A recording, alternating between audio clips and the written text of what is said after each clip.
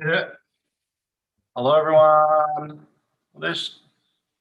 I look different. Hello, hello, hello. Hello, everyone. Welcome to Wine Coach at Home, JJ Prum edition. I'm Nick, your co-host, your host as always. This time is a little different. I have Kieran rejoining us. This is your fourth. Well, yeah, probably. But we're side by side because we could, and it's Saturday, and we should. We do. But we're also joined by a very, very special guest, Mahalo from JJ Prum. Thanks for being here. Welcome. How's Germany at this moment? Yes, thank you very much for the invitation. Glad to be with you. How was your day? Everything good? Yeah, it's fine right now. We've been through, as you probably know, a lot of rainfall, but now it's calmed down again, luckily. And yeah, it's looking good. It's a cooler year after a couple of warmer years, but everything looking good so far. Thanks. For those of you that don't know, Mahalo is the export manager for JJ Prum. It's an iconic estate in the Mosel Valley of Germany, who make delicious sweet wines from Riesling grapes. And with obviously everyone's got the four-tasting wines in front of them, and Mahalo is going to share a little bit about the estate and how it's made, and we'll just have a nice candid conversation with some educational and fun parts to it to sort of bring these wines to life. Yeah, we're super happy because I'm super happy because this is actually the first time I've ever had JJ Prum in my restaurant. Cool. The last agency that brought it in only sold to the LCBO, and so such an iconic wine that, as my mom friends and our community have loved for a very long time, it's finally such a great honor to be able to share them with us. And when Kieran and Mariko said that they were bringing it in, I was like, I know what I want to do. I want to share it with everyone. So I'm super excited to have this. And if you're not familiar, well, this is a great chance for you to understand a bit about the Mosel and a bit about one of the greatest wine producers in the world. Great. Mahalo, why don't you tell the audience a little bit about JJ Prum, like its history and why it's so special?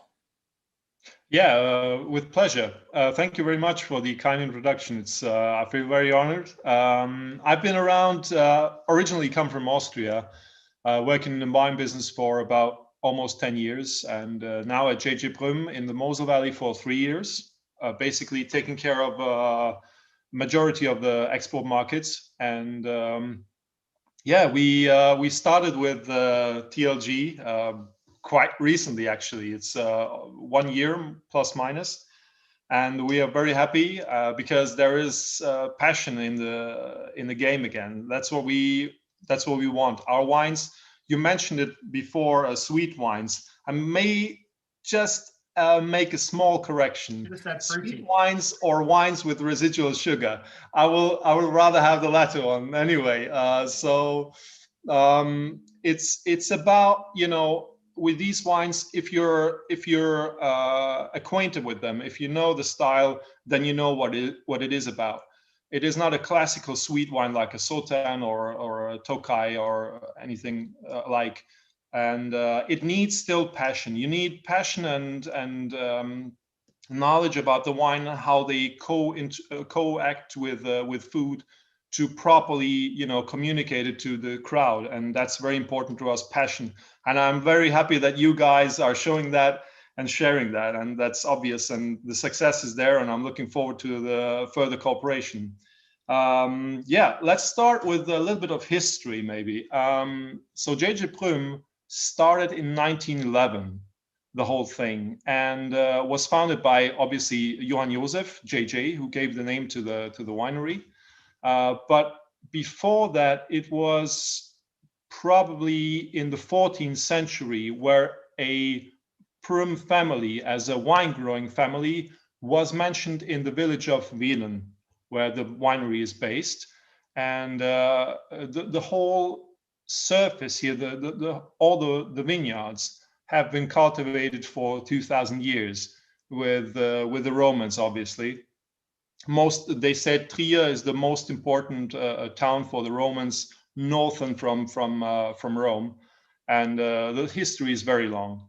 And J.J. Prum started officially in 1911, and right now it is the 4th generation with Katharina being my boss. So after JJ himself, it was Sebastian Prum who actually brought the winery to the level where it is today.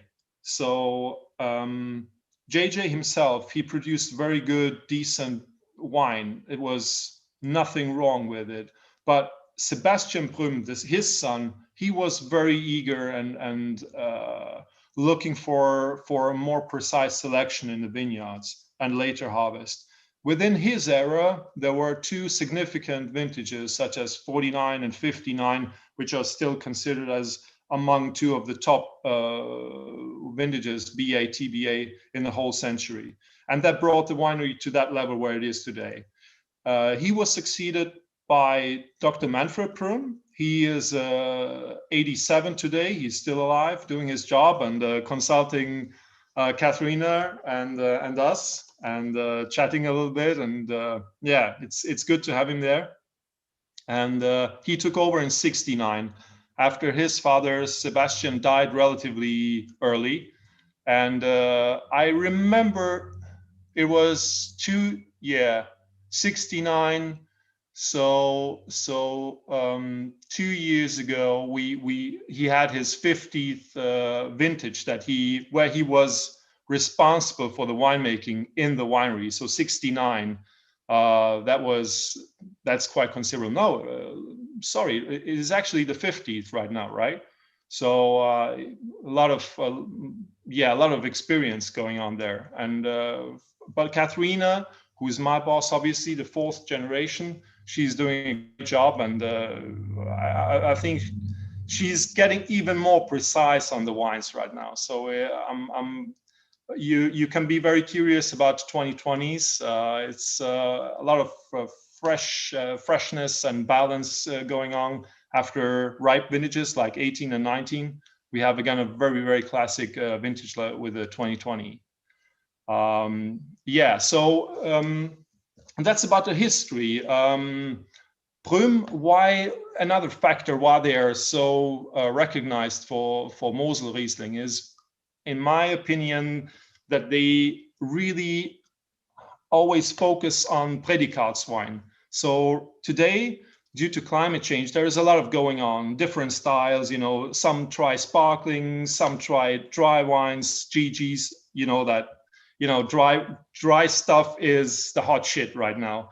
And in my opinion, one of the reasons why Prum is still so well recognized in the wine world is because they never changed their style.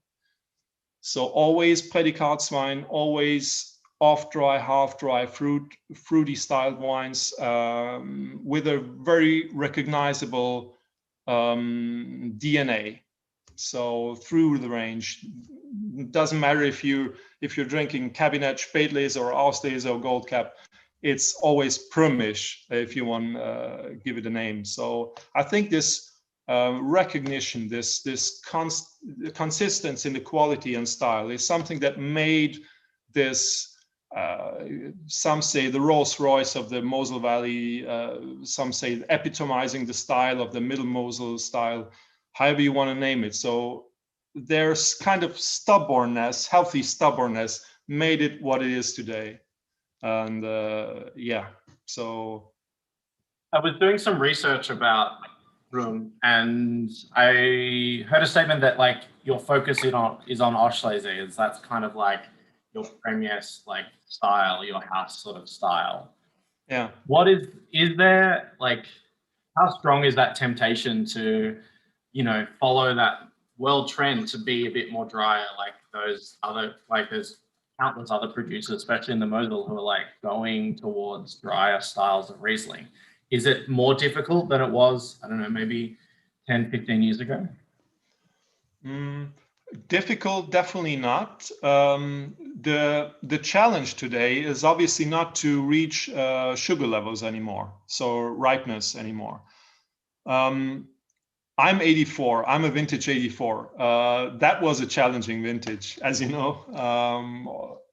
So I tasted one 84. It was a cabinet, and as a matter of fact, the cabinet category, being the very first category of the Predikats wine levels, was the one and only category that they produced in that vintage. So they didn't have any Spät nor Auslese. So it gives you an idea how cool the vintage was and how low the ripeness was. And today, an Auslese is a standard. We have it from year to year. The challenge nowadays is to pick at the level where, or at a point where you still have ripeness, but also freshness and acidity. And this has become the challenge nowadays.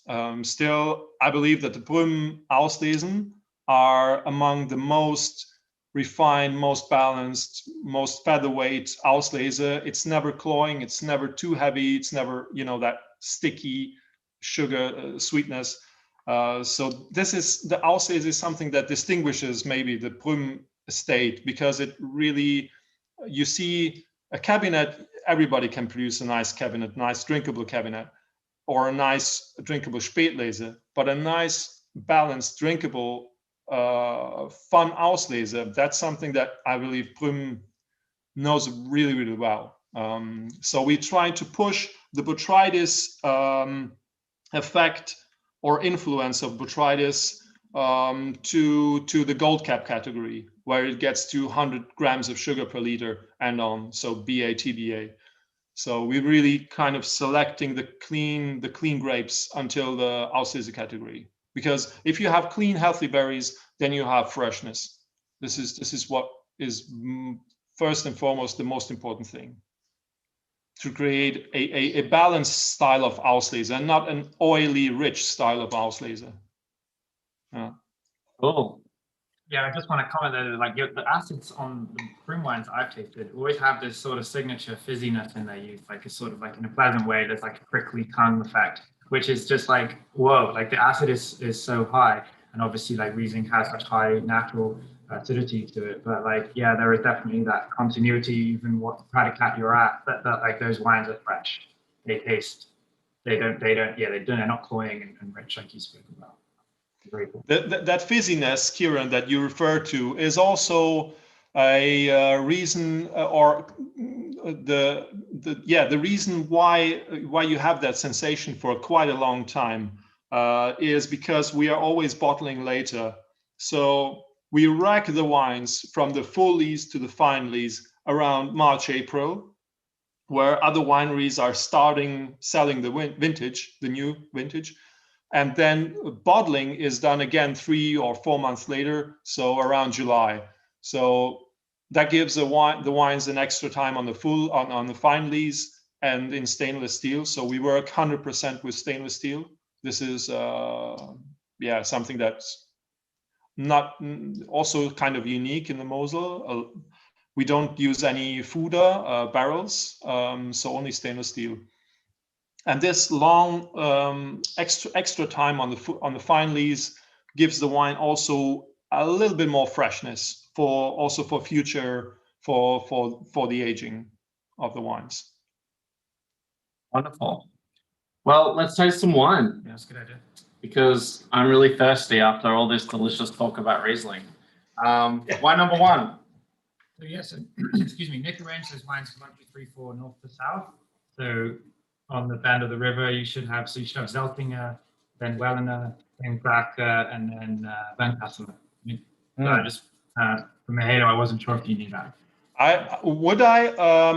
So we start from the left to the right. It is Zeltingen, Wählen, Grach, and Bernkastel. But stylistically, I would start with either Zeltingen or Bernkastel.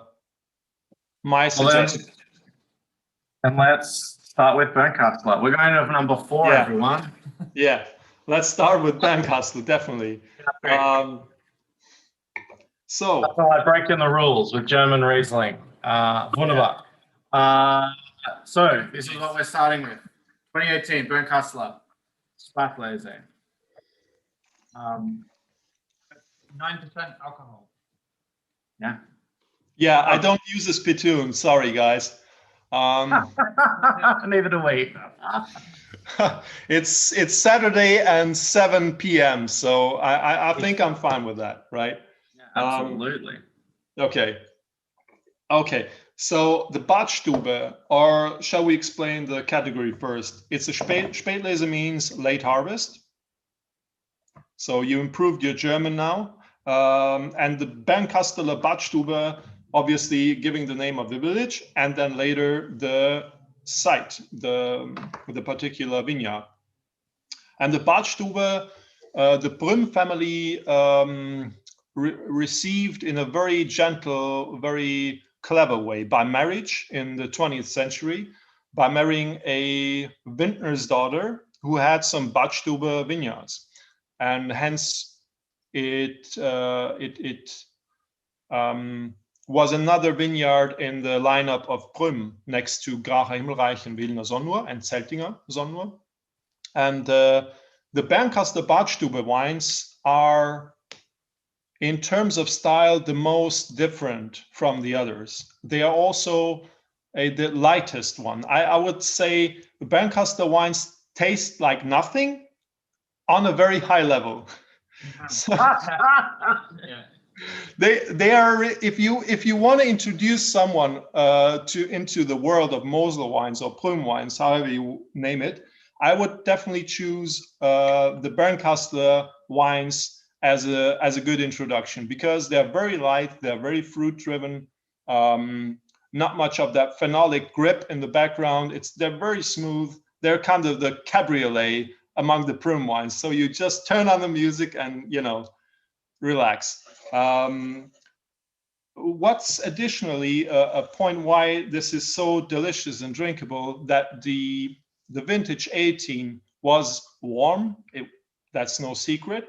Was very sunny, and all the wines taste very open, very inviting. There is no, overdoing of acidity. No, that you sometimes have in Mosel wines. Of course, it's a cooler region. 18 is very, very open and inviting. It's good fun actually to drink them now. Yeah, we opened the we poured out the wines on Monday for everyone, put them in their pouches. So they've had a good time to open up over the last literally 5 days. But I'm super excited by when I was reading that you suggest that the young Prum wines are decanted and allowed to open up. I was like, okay, I'm going to lean into this to give people the best kind of experience of young Riesling, because whenever we talk to especially fancy wine people, they're like, Prum wines are great, but they're really great in 20 years. And that's obviously very true. But as someone who works in a restaurant, I don't have access to 20-year-old wines. So giving consumers the tools to say, look, you don't have to keep a wine for 20 years to enjoy it at its fullest. Sometimes you need to drink it younger. You shouldn't feel that pressure and that anxiety to not drink a wine. Wine is meant to be drunk. And I'm all for keeping wines if you can, but we also should give people the tools to drink them young. And I like that you suggested that how to drink your wines young, which I think is a really important thing that a lot of winemakers don't do.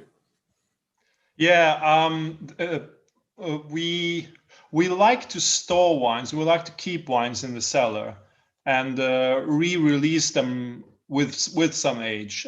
We also offered it to you. You received some of the older vintages, but obviously we also have to live from something.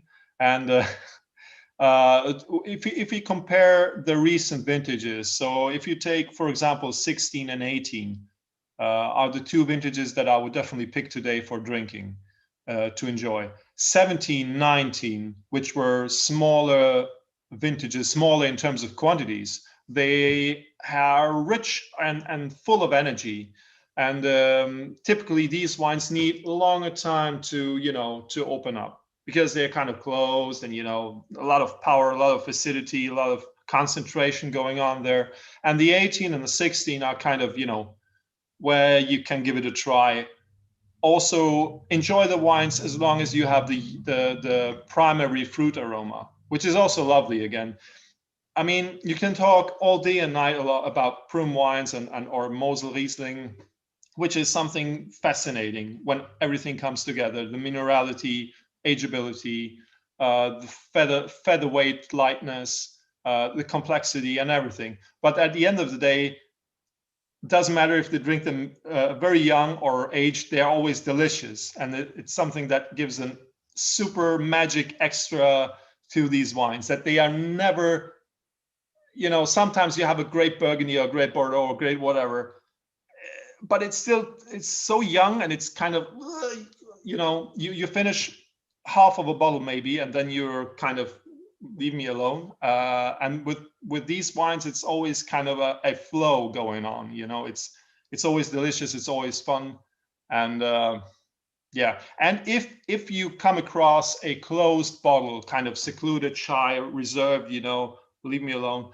give it a proper decant. I have made good experiences if you know, give them some air, and yeah.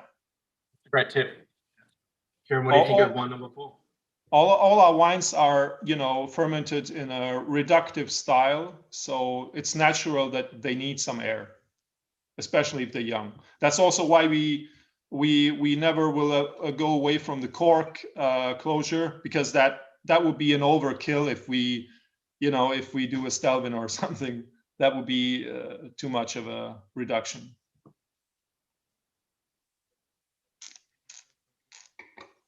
Yeah, Bernkastler, maybe to add not only fun. I like to talk about fun facts, but also some scientific facts. It's also slate soil, obviously. Devonian slate, 400 million years old, or 40 million years old, doesn't matter. It's a very long time. And more loam content. So the soil in Bernkastel can absorb more water, which is in hot and dry vintages definitely a benefit. Yeah.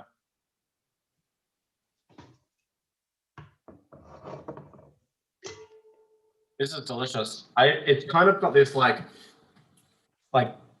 incense kind of deep sort of spice notes to it on the nose, whereas upon nosing the other ones, they're so more fruit forward. This one has such a more sort of earthier, spicier note to it. Great. So happy to drink this. Which one are we drinking next? I would suggest the Zeltinger Sonnenuhr. Because from the perspective of, yeah, tension and complexity, Grache and Wilner Sonnenuhr are always above. So I would pick the Zeltinger Sonnenuhr as the next one. Done. That's what we're going to do then. Okay, great. You tell me whenever you want to show pictures of the vineyards. Oh yeah, let's do that. I'll put something up on the screen. Okay. Otherwise, I would just start with. I feel like we would. I feel like it would be bad if we didn't talk about how beautiful the place is where you work every day. Absolutely, yeah. This is one of the some photos of the sort of epic nature of like what it looks like to be in Germany's wine regions. Yeah, the Mosel Valley is something that, as a wine lover, though it's not so well known as, for example, Bordeaux, Burgundy, or Champagne, or, you know, Tuscany, but the Mosel Valley is something that you never can forget. And here we see from the Wilner Sonnenuhr, right in front of us, there is also some single pole vines, which is the old school style of viticulture. Although the whole region is changing more into the trellis system, which is more economic and more easy to cultivate. We see here a couple of old vines on a single pole. And then we see Wielen on the right side, the village of Wielen. Then we see the Wielener Bridge. and crossing the bridge and following the road to the left side, you see the village of Grach. And you see how the Mosel makes a bow to the right. And that gives you an idea that the vineyards, as they turn to the right, the orientation goes more into the west. So here where we are in the vineyard, in the Wiener Sonnenruhr, we are facing south-southwest. And as we head along to Grach, it looks slightly more to the west, just a bit. For me, the best moment was when I cycled in the morning to work in Wielen, and I saw that around 8:30, that Grach is still more or less covered by shadows from the hills, from in the background, whereas the Wiener Sonnenruhr, the Wiener sundial, is already bathing in the full morning sunshine. So although they're ultimate neighbors, Grach and Wielen, they're completely different. We will also taste it later in the wines, which is really fascinating. If I can find it. On the other side, where we obviously don't see now, is the village of Zeltingen, and this is the wine that we have in the glass right now. So it's a Zeltinger Sonnenruhr, the direct neighbor to the Wiener Sonnenruhr. And we have the smallest vineyard from all of our vineyards that we have. So it's around, yeah, great, perfect, very well prepared. Yeah. You see the old Sonnenruhr, the old sundial, which is even older than the one in Wielen. So it's located in Zeltingen, and it's showing exactly the Prum vineyard. So this is our parcel, this is our vineyard, and it's 0.6 hectares, which is, yeah, very small. We have a total surface of 22 hectares, so it's really a tiny bit from our whole production. We only produce Spätlese and Auslese and Gold Cap from these vines. What makes Zeltingen special compared to, it's always kind of, Zeltingen is a little bit the underdog. Who is Zeltingen? Wielen is the king. Wiener Sonnenruhr is always, in the limelight. Legendary vineyard connected to Prum, like Mercedes-Benz to cars. So the Zeltinger Sonnenruhr is a small brother of Wiener Sonnenruhr, and has his power, his charm from his underdog position. Is always a little bit earthier, a little bit more rustic than the Wiener Sonnenruhr, but it's just lovely. It's so the topsoil is, or let's say the bedrock. So the mother soil is much closer to the topsoil than in Wielen. So that means that the roots have to dig even deeper into the soil to get nutrition and water. That makes it a very dry site, a very difficult. And that's why you also have some more of the yellow fruit here. Obviously, compared to Bernkastel, you have much more yellow fruit. You have much more shoulders, more flesh, and wines that usually need a little bit more time. You feel it, especially when you hopefully swallow the wine, not spit. You feel that there's an extra grip to it compared to Bernkastel. Bernkastel is just, like a butterfly. It just disappears. Boop. Next sip. And Zeltinger kind of lingers, has more. Yeah, there's simply the coating in your mouth is more intense on the Zeltinger wines. It's you see, it's also single pole cultivation. The vines are quite old. Our average age of the vines are 55 to 60 years. So we are easily into old vines category. And yeah, that gives the Zeltinger wines obviously a little bit more maturity, and yeah. Also, in terms of aging, it's definitely more rewarding to wait for the Zeltinger wines compared to maybe the Bernkastel. It's a great wine. I like your note about earthiness and the yellow fruit. Definitely get that through. And yeah.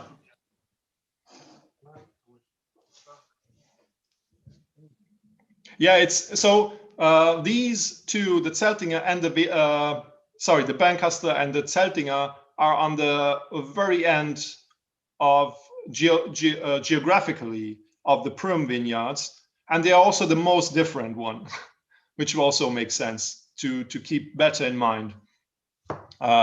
With the next wines, we'll come closer, so it will be directly opposite from the winery of Prum is the Venloson, and diagonally towards Bernkastel will be the Grache Himmelreich. And this is the kind of the duel of the giants, you know, minerality, leafiness, herbaceousness versus complexity, smokiness, and incredible depth.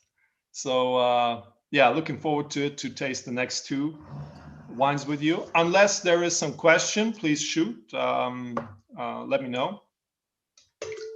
I mean, I thought for the panelists they could always type some questions into the chat. yeah, obviously, if you have any questions, please in the chat. You all know the rules. We're all halves of this. Kieran, you were in the Mosel a few years ago. You went to Prum. How was it? I did get to visit with a group of sommeliers from Toronto in November 2019. So we tasted with Karine, and Katrina welcomed us at the end, and we got to chat about how these wines are hard to find in Toronto in the market here, and it would be really nice to work with them. So obviously this is a bit of a full circle dream come true kind of situation for TLG, that's a new way of saying this life, which I love. And yeah, it was a crazy tasting because you guys are blowing our minds with like 2015s and 2016s and the Graca and the Velena, and talking about food pairings with your wines. And I was like really interested in some of the food pairings you were throwing out there. And one of the food pairings was Peking duck with like the pancakes and the cucumbers and the plum sauce. And I saw on your Instagram over the winter that on the JJ Prum Instagram account that someone was posting like Happy Chinese New Year on February 12th. And it was like the Peking duck perfectly made, like with the JJ Prum wines, and just sort of some reasons behind why those food and wine pairings work. So I wanted to ask you a little bit about food pairings. Like I know that you were making some Chinese dumplings, and there was some sashimi plates and things. So I just like wanted to hear your thoughts on pairing food with wine, pairing specifically like Schwarzlese or Altlese wines with sort of the people that are listening and may work in restaurants as well. Okay, that's always a good question, because thank you for this. It's sometimes it's hard to convince people that our wines are not only made for finishing a tasting or finishing a dinner, and in fact many Prum wines are still found on also Cabinet and Spätlese are found on the dessert or the part where the dessert wines are. So we are still communicating that these wines are very versatile in terms of food and wine pairing, and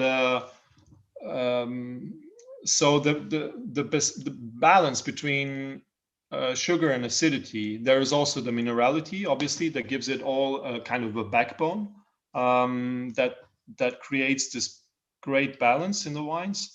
I would say that these wines are. I could name so many examples that I had now in the last 3 years here, where I was so surprised how well these wines work with food.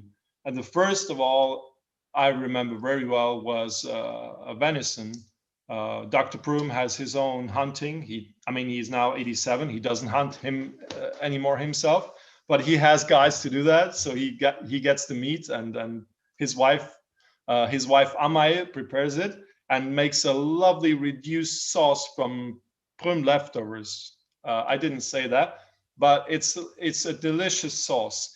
And the idea is not so far away, because if you pair old Riesling or old Mosel Riesling in our case, and serve it to a venison or a boar, a very a stew with boar meat.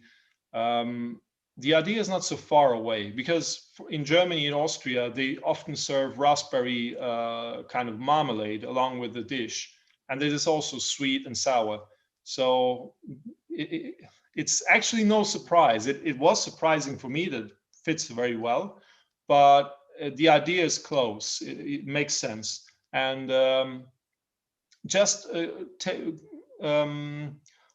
consider one thing: don't serve, the darker the meat gets, the more matured the wine should be.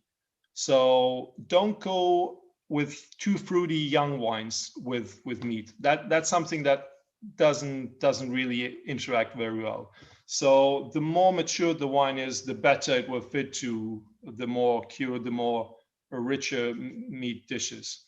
If you take the young Prum wines, easily go with salads, with sushi, with dishes with rich, good spiciness. I like to tell from experience. Experience is something more plastic in a way.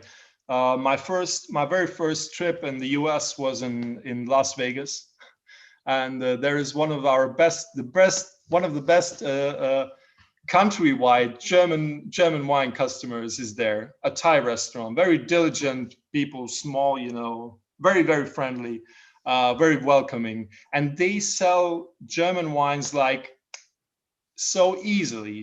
They just put it on the list as a recommendation, and they sell a lot of it.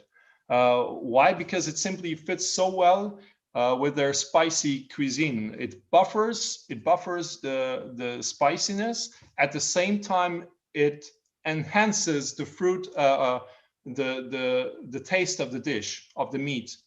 And that is something that the Mosel Riesling can do probably better than any other wine. And this is something that works so well.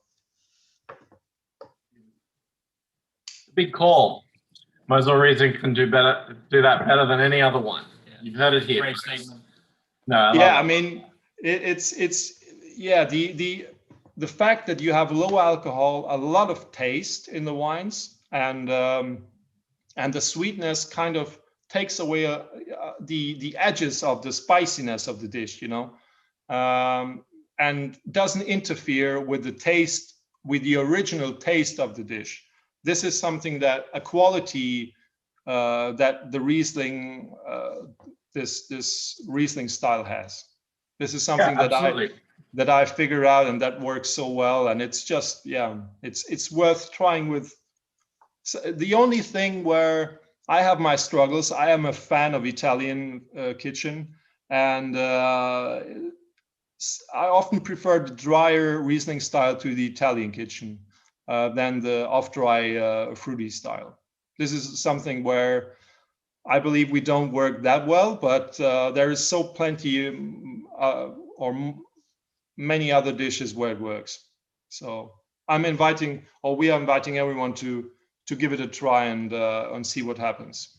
Yeah, nice. I mean, it's true, right? Like, we think about condiments, and the condiments we use in so many cuisines, in so many dishes, often have a sweet and acidic backbone. Like, that is, think about ketchup, we think about, chili sauces, we think, and though they're the structure of those condiments, they should easily be able to be related to a Riesling instead. And I think I'm going to try that. That would be really delicious. Yeah, absolutely. So, or another example, if you prepare a marinade for a salad, You would also try to create a good balance of acidity, some sweetness, and some the oily texture. So there you go. There is the whole the whole thing about the cooking is based on the balance of sweetness, sourness, and then you have meat, and then it's Absolutely. yeah. I couldn't agree more. Jason asked a question about the difference of the textures between the Zeltinger and the Bernkastler. Does that come from the terroir or lees contact, and are the wines vinified the same?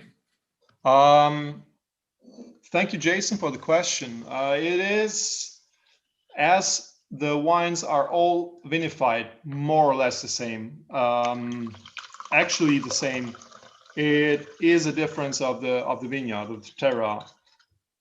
So if we just quickly run through the vinification, it's the grapes come in.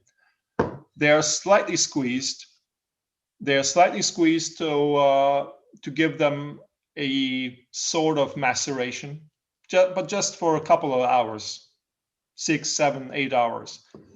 Then they are pressed, and after overnight sedimentation, without any chemical additions, they go into the fermentation tank, where we start spontaneous fermentation. I mean, we don't start it; the wine starts to ferment.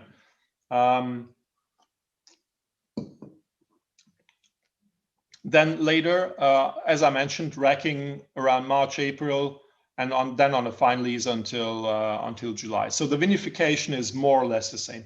The only difference is in the wines that we harvest later and do a more a better selection, as the higher the predicate gets. So it's actually 100% the difference of the place, the terroir, the lieu-dit, and how it acts. So Zeltingen is definitely different to the Bernkastler wines that you can't deny. Yeah, before I had when I came up with this tasting lineup, I hadn't actually tasted any of the wines, and there's always that question in the back of your head: are these wines just going to taste the same? And are you going to feel and experience differences in a stretch of land that's a few kilometers long? And it's such a nice relief that these wines are starkly different. And we all, obviously in the wine world, we talk a lot about vineyards and terroir, but sometimes that doesn't translate easily to civilians. And so I think these are really great a tasting like this is a really great way to sort of show people what we mean when we talk about why there are vineyard sites, why we name places different things, that it does reflect into the wine. And I'm just so happy that we get to have this experience, because I've never tasted 4 vineyards in the middle Mosel before. So great. But you've only tasted 2 vineyards, so we should taste the. Okay. So shall we taste the Gracher or the Veltliner now? I would prefer definitely the Gracher. The Gracher, definitely. So this is luckily, because personally, as I'm representing Prum, and I sell the wines besides drinking them. I also love tasting other wines as a private wine consumer, and all kinds of wines, also in the natural style of wine. And it's so good to have that differences of first the place, the terroir, and second the vintage. Otherwise, I couldn't do the job, to be honest. It would be too monotonous and without any variation. So luckily, we have those differences in place and style of vintage. And exactly. Thank you very much. Yes, that is a beautiful picture. That is what I was talking about a couple of minutes ago. You see that part of Grach, which is covered in the shadow, and a little bit more to the right, upper right. Yes, exactly. You see that? So this is obviously a part that has the shadows, or yeah, still from the back of the hills is still covered by the shadows. And we just talking about, you know, half an hour or 20 minutes or whatever. But at the end of the day, it makes a huge difference in style. Otherwise, you couldn't explain the big difference of the Grache and the Wiener wines, which are next to each other. And it's just a stone throw there. So they're shoulder to shoulder, and but still they're very different. Another difference, so I explained the first one, which is the orientation. So it's looking a little bit more to the west. It's still southwest.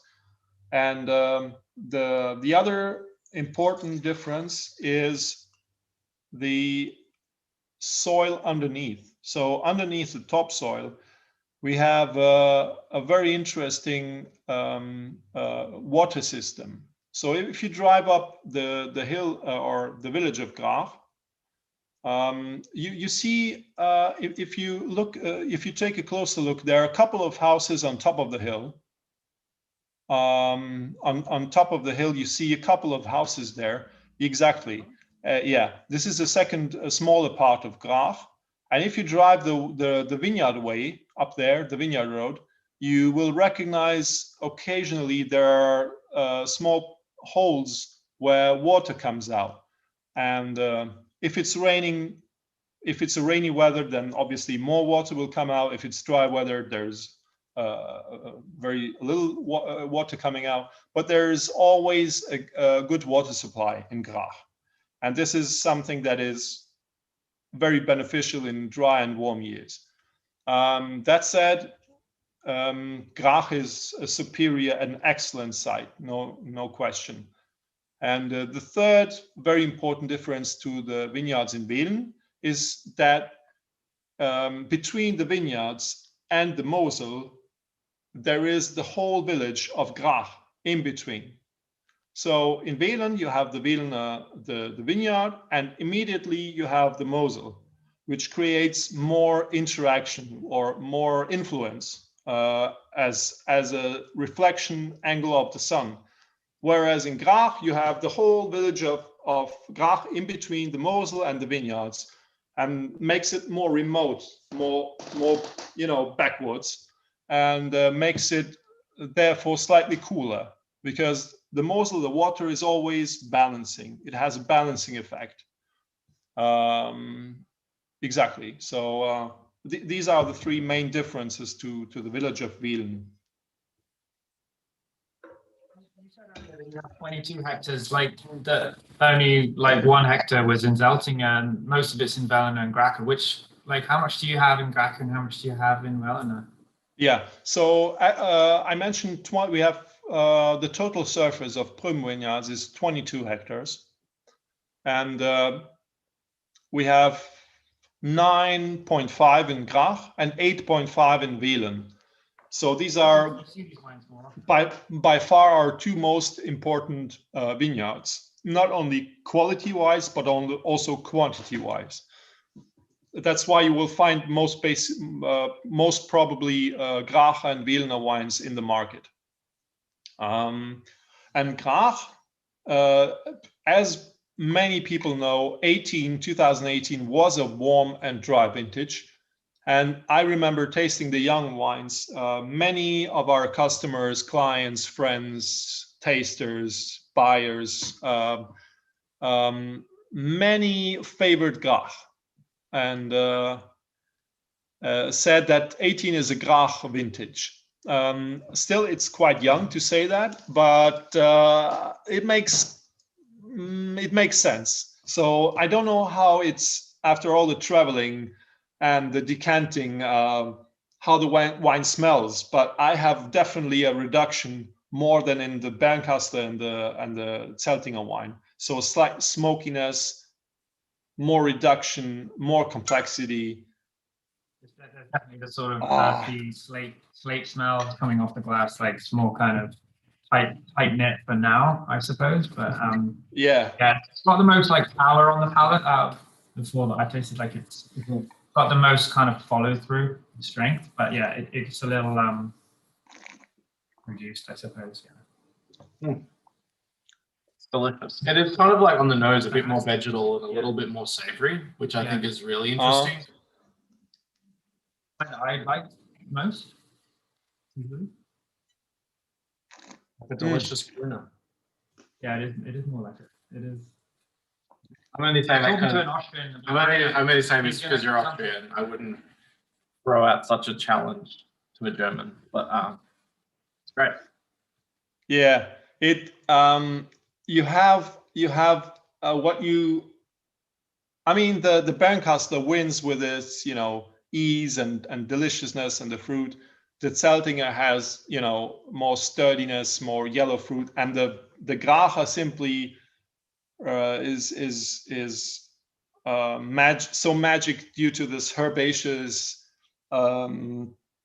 minerality, especially in the mid palate on the tongue. It really gives you a bite like a shark, not maybe a baby shark, a small shark. You know, yeah, it just grabs you with that grip and yeah, simply fascinates you.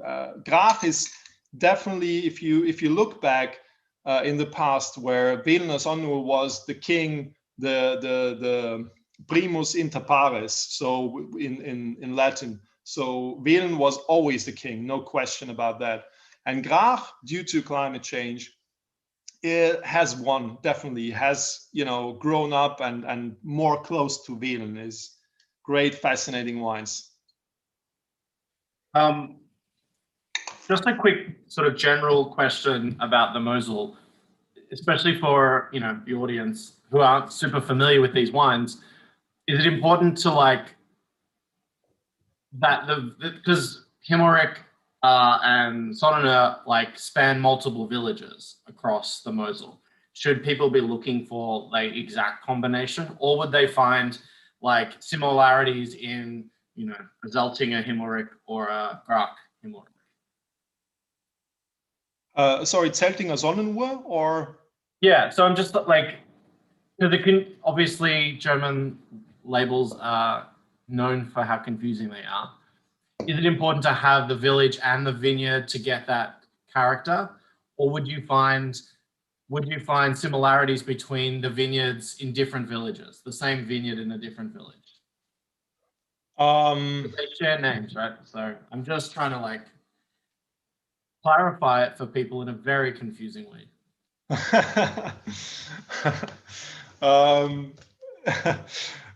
You would have to, you know, there is always you know, stylistically differences and similarities from village to village, but it is impossible to repeat something, to copy something. From that perspective, we are confusing, yes, but if you look at Burgundy, and obviously it's maybe easier to understand because it's only Chardonnay or Pinot Noir, and they're all dry, talking about quality wines, that makes it more simple.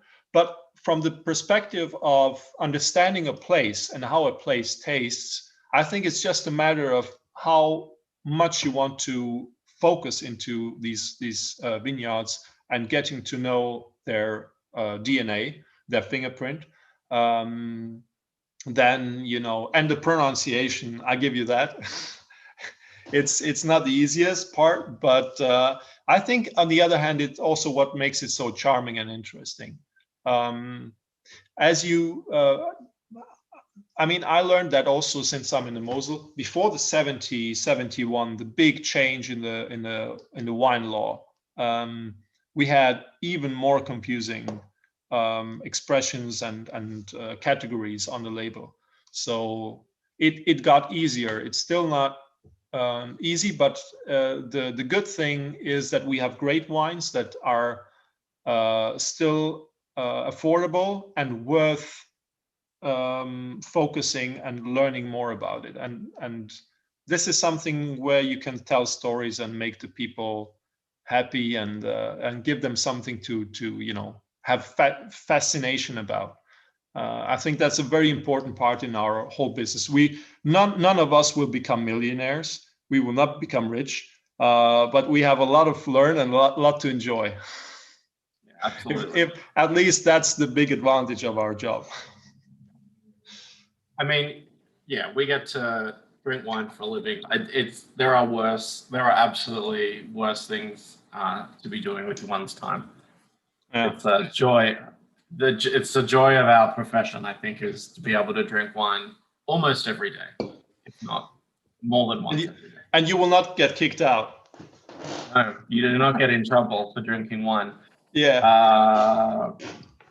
But that's not here. We're not here to talk about my failings as a human being. We're here to talk about Riesling. So the last wine of the night, the day, the night,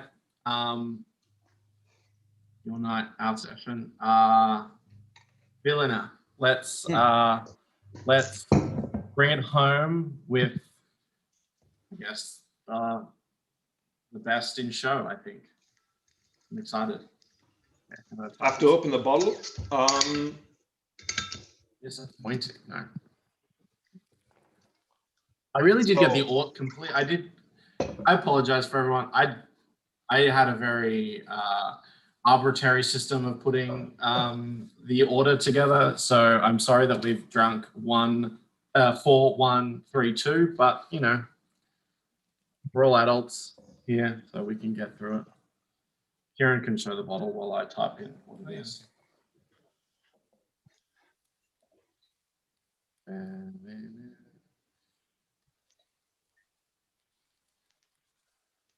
Right.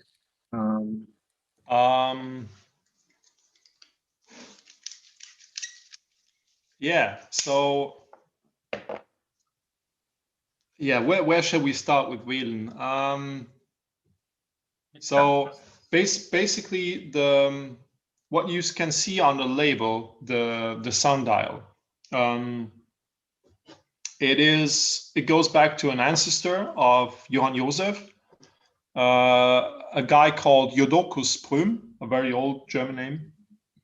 He installed or helped installing exactly, thank you very much, right in the middle, the sundial in 1850, and later it gave the name to the monument, perfect, to the vineyard. And back then, it simply was to give the people a better time orientation and also to act as a monument in the vineyard. And it's I think the first and foremost quality of the Wiener Sonnenur is the ageability and complexity. If you compare it if you drink next to the Gracher Himmelreich,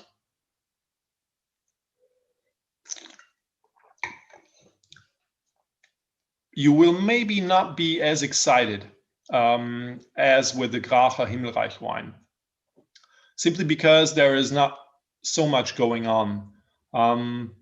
It's more reserved, maybe. It's a little bit more yellow fruited. You have more south orientation. You have a warmer microclimate. You have a drier place, but you have an incredible depth and complexity. At the young stage that we are tasting the wine right now, you have an idea of a extra length and yeah, it simply lingers for a very long time on the palate.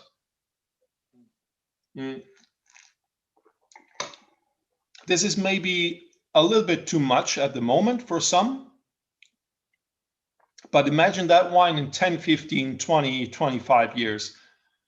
This will be just à point, as the French would say, on point. So I tasted, for me, the most exciting wine probably was 1990 Auslese, Wiener Sonnenur Auslese Gold Cap from that vintage, so 30 30 years.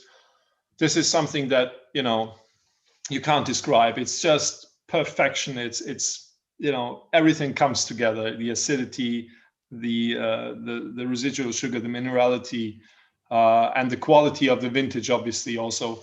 And Velen is simply something that you keep for the future. It's right now. It's simply too much to recognize maybe the whole quality, the entireness of the quality of Vilnius Onur.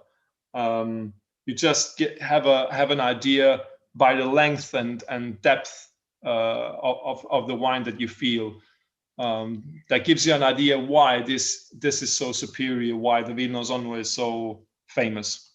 It doesn't provide immediate pleasure like the Bernkastler or also the Zeltinger Grache, but it demands definitely more time. It is super expressive today. The nose is like absolutely like so full of like blossom and sweet peach, and it's just the most expressive, especially aromatically. Okay. But I can definitely see that the Graca has much more power on the palate. Like it has this like where this is a little bit more elegant, and definitely I can see it kind of evolving, especially that fruit character evolving as the time goes by.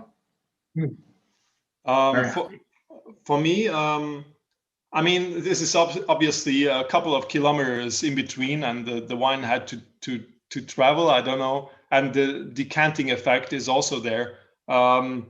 It is, I wouldn't say it's shy, but it doesn't, you know, express as much as the Bernkastler, the Zeltinger, or Grache today here in the Mosel Valley. But yeah, this is natural. I mean, that the wine has a slight difference. But I'm glad that for you guys it's showing expressive. That is something that the Vilnius Onur usually doesn't do at this stage. But again, the 18 vintage is exceptional in the way that the wines are very expressive and very open. Usually a Riesling, quality Riesling that is meant for aging has all kinds of phases, ups and downs, midlife crisis, and so on. So yeah, it's really going. Yeah, sometimes you're really lucky. Sometimes it's kind of, well, okay, that's maybe not the best day. But yeah, Vilnius Onur for me is a wine that, with 10, 15 years of age, is really something that is fascinating. So for your kids, just go and buy some for the future. It makes sense. Yeah, this was definitely a better understanding of like why you should invest in like Mosel Riesling. Like obviously I'm getting a lot now, and I'm very happy to be drinking all of these. But to sort of it's much more, I'm being much more convinced to lay some bottles down and just see how it goes, or just buy them from you, I guess. So I mean, you're doing it for me, so maybe that's the secret. But thanks for hanging out with us today. Yeah. You'll have to definitely come to Toronto and taste some Niagara Riesling. Yeah, we need you to come visit. I would love to. I'd love to. First of all, I've never been to Canada, and obviously not to Toronto. I would love to. I would love to. I'm looking very much forward to it. And as long as there are no questions out there waiting to be answered, I don't know. I don't think so. I think everyone has to go to work now. Most of these people have to go to service. Okay, sure. But I feel like the conversations about Riesling that we didn't get to cover was maybe like some of the changes that you guys are experiencing in Mosel today in 2021. How wines are being made across the region, how wines are tasting, how wines are being sold globally. Like obviously that's your specialty as export director. But you know, maybe we can talk further about those kind of conversations, because I think I see Riesling's price point is still so cheap compared to Burgundy. It's so age worthy. It doesn't seem to develop many faults in terms of premature oxidation or cork taint or anything like old Riesling. 9.9 times out of 10 that I've drank and had in Germany, where they list old Riesling all the time, it's still so fresh and lively in drinking, and I can't think of like a better investment wine. Even though you obviously require like a home and a cellar, and like that's why the wines come in 6-packs and all that kind of thing. But it's such a fascinating grape, and such a it's not super cool like outside of certain circles, and in this circle it's very cool, and it's like what we love. But it's like I kind of feel like it's like Chenin Blanc in that kind of way. It's like people love it when they go to the Loire Valley, and when you go to the Mosel, you can't not fall in love with 8% Riesling that is so delicate, fresh, but so floral, so intense, and age forever. And then when you pull out birth-year wines like 1984, and it's okay, not the best vintage, it's also my vintage, but wines like 1990, like you mentioned, and even 59 that Sebastian would have made, like you can't not get completely kind of hooked on this land of deliciousness that is where you live right now. So yeah, fascinating topic. Yeah, absolutely. Couldn't agree more on this. Random, thanks so much for your time, and I'm super jazzed. Yeah, the only thing I will warn you if you come to Toronto, it's the only city in the world that hates drinking Riesling. Not true. As an Australian who came here, I've never seen so much disgust with the idea of drinking Riesling.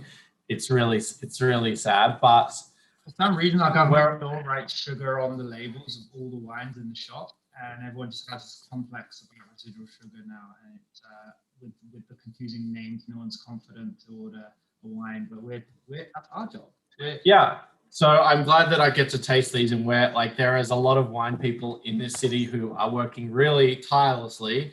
A lot of them are on this call to make Riesling cool again. And but I don't know. You'll notice I'm warning you. Yeah.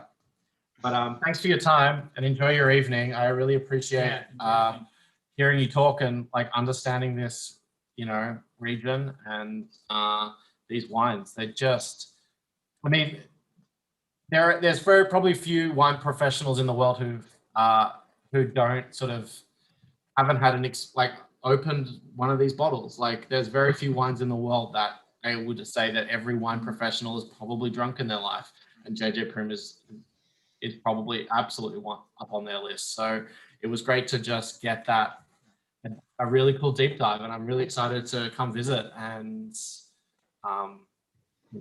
ride my bike up. No, I'm not going to ride a bike up and down those hills. So, yeah, you can try. No, very welcome. We are very welcoming. We will fill you up, and you will have good fun.